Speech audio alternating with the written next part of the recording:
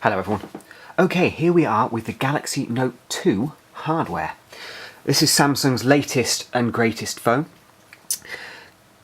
Coming in with a 5.5 inch Super AMOLED RGB screen. It really is a monster. This is one big phone.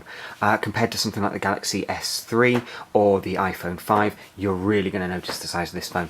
That's not to say that it's too big, but it won't suit certain people.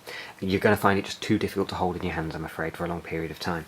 Now, other than the huge 5.5 inch screen, they've put a 1.6 GHz quad-core Exynos processor backed up with 2 GB of system RAM and either your choice of 16, 32 or 64 GB of storage.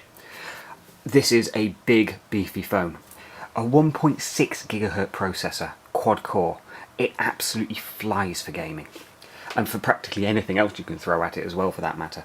But anyway, on the front of the device we have a 1.9 megapixel front-facing camera, a couple of sensors, and the grill for your earpiece. And on the bottom we have a physical home button.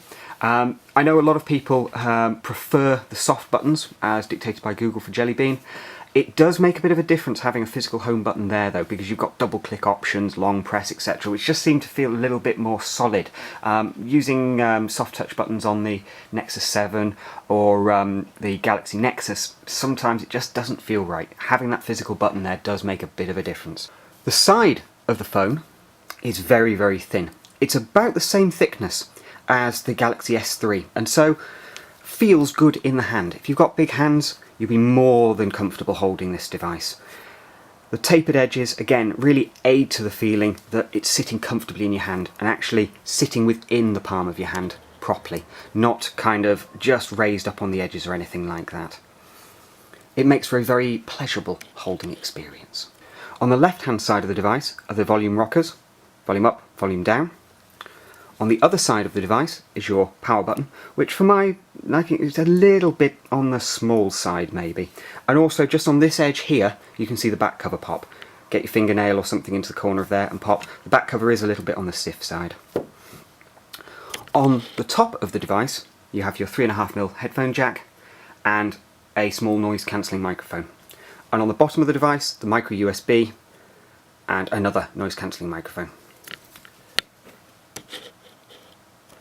On the back, an 8 megapixel shooter, which is exactly the same as the Galaxy S3, and an LED flash, which for my opinion is slightly on the blue hue side when you're using it. Not the best flash in the world, but it gets the job done.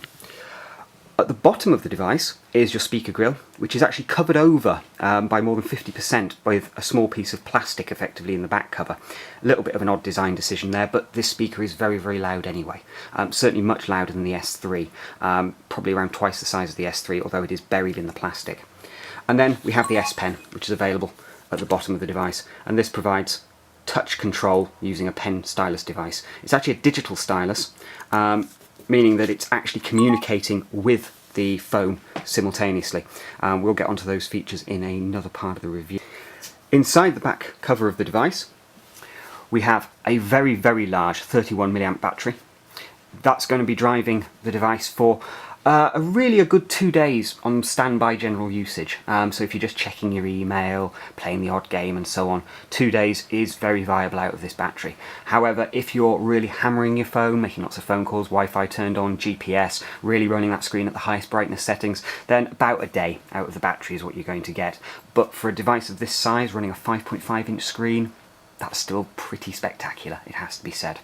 One interesting thing to note is they've actually moved the NFC chip from the battery onto its own back cover. So now the NFC is part of the back cover, not the battery. If you want to go and buy an aftermarket battery, third party, you no longer have to worry about does it have NFC built in. Now the NFC connectors are there and that powers the NFC chip and reader. Your SIM card tray is here underneath the battery. You will need to take the battery out to get to the SIM, but crucially, no longer do you have to take your battery out to get to the micro SD slot. You can now just pop a memory card in as and when really quickly, pull battery off, back cover off, pop card in, pop it back together. And here you can see the speaker. A big chunky speaker, but if you look at this piece of plastic here, you can see effectively they've covered it over. A little bit odd. Big speaker, tiny egress hole. Bit of a shame. Other than that though, this really is a beautifully well made piece of kit. Some people complain that the back cover is a bit flexible. I would probably agree with you, but bearing in mind that there's plenty of really good quality back covers out there with various extra features on there, much simpler. Whether we'll now have to also be keeping our eyes out for ones which have the NFC chips built in, or if someone's going to be enterprising and come up with a way to remove those and attach them to new back covers, I'm not sure. But all in all, a stonking piece of hardware. Certainly this is the cutting edge right now of mobile phone design and specs. A truly beautiful piece of kit.